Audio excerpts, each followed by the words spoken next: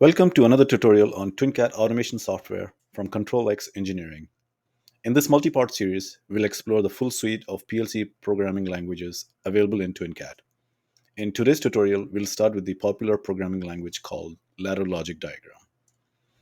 We will review a real-world automation scenario, and in part 1 of this tutorial, we will realize the automation by programming the PLC using ladder logic diagram.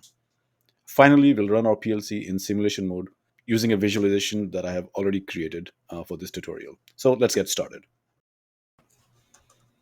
TwinCAT comes with a full suite of IEC 61131-3 programming languages as listed here. There are already a lot of resources available on the web and elsewhere to learn these various PLC programming languages. So our focus in this tutorial series will be mostly application programming and not about teaching the languages themselves. I will only briefly introduce the languages in this multi-part series and use that to program our application in TwinCAT. Today we'll start with ladder logic diagram. Ladder logic diagram, or LD, is the most popular graphical programming language, which uses logical relationships between inputs and outputs in a manner that mimics traditional relay logic circuits. In TwinCAT, ladder diagram consists of a series of networks, or rungs as they are traditionally called, and is limited on the left by a vertical line. A network consists of contacts, coils, optional function blocks or POUs, and connecting lines which pass on the state of true or false from left to right, corresponding to the Boolean valuation of the contacts or function blocks on the network. In the example shown here, the first network checks for the value of the variable I step, and if it equals 4, then the true logic flows to the next element on the rung. Then TwinCAT evaluates if the Boolean input P1 is off since it is negated, then the true logic flows to the next element, and evaluates if Boolean input P2 is on, which evaluates to true. Since all evaluations have been true, then move instruction executes the assignment of integer value 5 to the variable I step, and finally sets the bit assigned to the coil at the end. Next, it goes on to evaluate the network all the way to the bottom of the POU.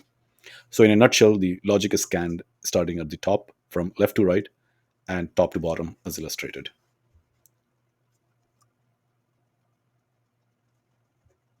For our application programming, consider the following robotic package labeling application, which applies product labels on the front and back faces of a package.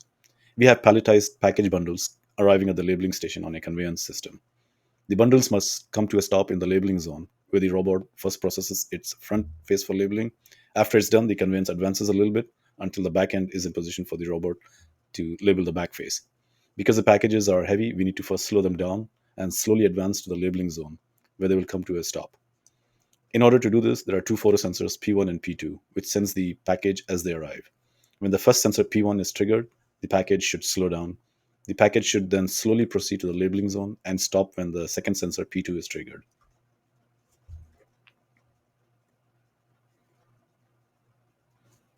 Now the PLC sends a ready signal to the robot, which starts its labeling activity.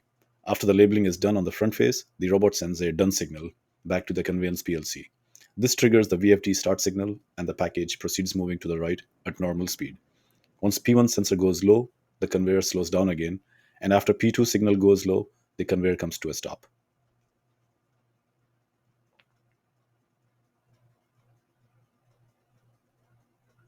At this point, the robot gets another ready signal and it proceeds with labeling the back end of the package. After completion, the robot sends a done signal again to the conveyance PLC, and the conveyor continues moving until a new package arrives, and the cycle continues.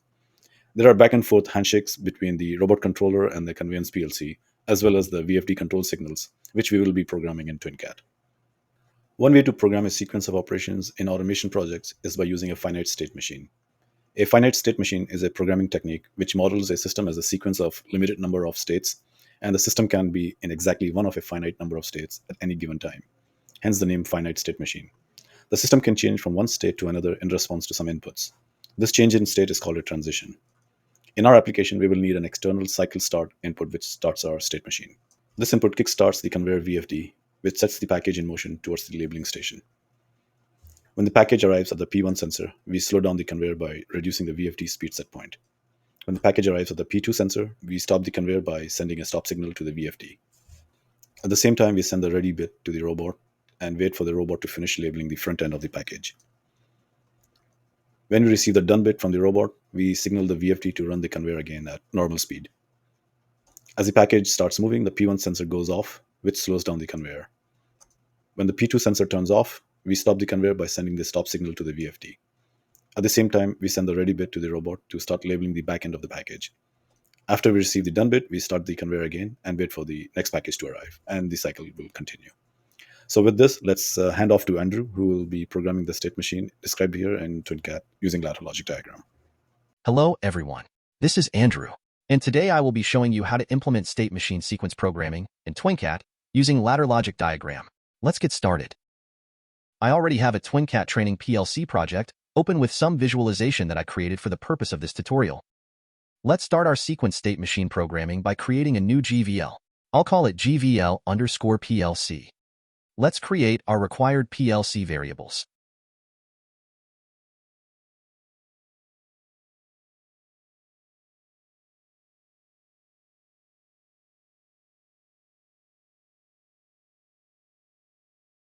Now I will add a new POU to create our sequence programming in ladder logic diagram. I'll give the program an appropriate name and select ladder logic from the implementation language drop-down list. Make sure you have the appropriate toolbar selected for the programming language. I will remove unnecessary toolbars to reduce visual clutter. Our sequence begins with the cycle start input from the user via the HMI. Because we're programming a state machine, we need to start the rung by checking the current state. So let's add an equal function to do this. Since this is the start of the state machine, the state will start from 0. So we want this run to execute when the state equals 0. Next, I want to change the state variable to the next state by reassigning the next state value to it. We can do this by using the move function, which moves a value from its input to its output. Here I will assign it a value of 1, and this rung will not execute on the next PLC scan. Before we end the rung, we have to start the conveyor moving by setting the VFD start bit. Our first state in the sequence is done. Let's program the next state. For that, we need to add another rung or network below. Right-click to insert another network. Since all of our networks will check for a particular state and assign the next state, we can make copies of the same network and make modifications as required. I'll make a few copies of this rung and make the modifications to the state values. Now I will start programming the logic for the state machine. When P1 sensor is on, we slow down the conveyor, and when both P1 and P2 sensors are on, we stop the conveyor. At the same time, we send the ready signal to the robot and reset the slow conveyor bit for next use. The robot will begin its labeling activities on the package. Once the robot is finished, it will send us the done bit. So our next state will check for the done bit, and we will then start the conveyor VFD again. Once the package moves out of the P1 sensing range, the P1 sensor will turn off. So I will add a negated contact for P1. Meanwhile, the P2 sensor should stay on, since the package is still in P2 sensing range. We will then need to slow down the conveyor at that point. Once the package is moved out of P2 sensing range, the P2 sensor will also turn off, and we will stop the conveyor and send the ready bit to the robot, just as we did in rung 3 above. And our state machine programming is complete. In this rung, we set the state variable back to 0, which will start the state machine back from the top. Let's add the next rung for additional logic. The VFD has separate digital inputs for start and stop, and only one input should be on at a time. I will set the stop bit as an inverted value of the start bit by negating the output in this rung. Finally, I need one more rung to set the VFD speed to either the slow or normal speed set point based on the value of the slow speed bit. I can do this by assigning predefined speed values to the VFD setpoint variable, depending on the relevant bit that is being manipulated in our state machine logic. The programming is complete. Let's do a build to make sure our code is error-free. Okay, that looks good. Let's go to the main program and add a call to this POU. Now we can activate the project. On the first rung, since we're latching our output VFD start bit, we only need to check for rising or positive edge on the cycle start signal. We can do this by selecting edge detection on that contact. Also, cycle start bit only starts the cycle the first time by an operator. On subsequent package arrivals, the done bit from the previous sequence when we sent the ready signal to the robot will be used to start the VFD from the initial state. So we'll add that as a parallel contact.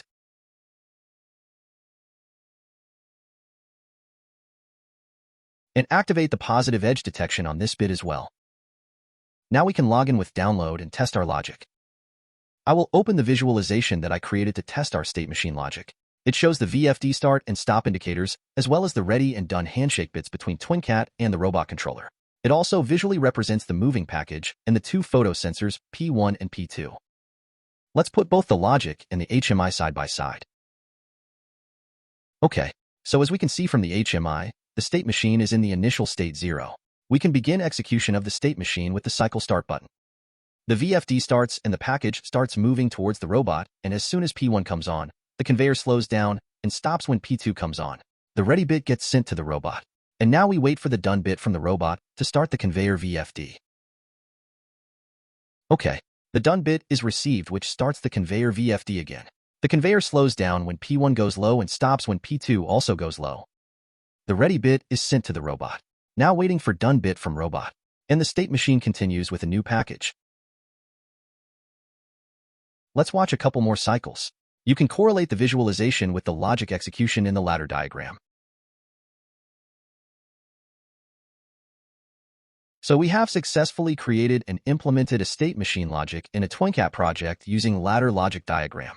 The state machine controls the conveyor speed by setting two different speeds to the VFD in response to the photo sensors P1 and P2.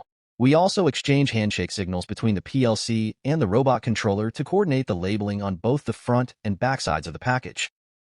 This concludes the tutorial for programming the PLC using ladder logic diagram in TwinCAT. If you have any questions, please leave them in the comments and we will get back to you. That is all for today's tutorial. I will see you guys in the next tutorial. Thank you, Andrew. Coming up in the next part of this tutorial, we will look at another real-world automation example, and this time we will be programming the PLC in structured text. We will look at some programming techniques that are best suited for structured text and then run our PLC in simulation mode. That's all for today's video. If you have any questions or suggestions about today's video, please leave them in the comments below. If you found this video helpful, then please consider subscribing so you don't miss out on future tutorials. As always, thank you for watching and keep innovating.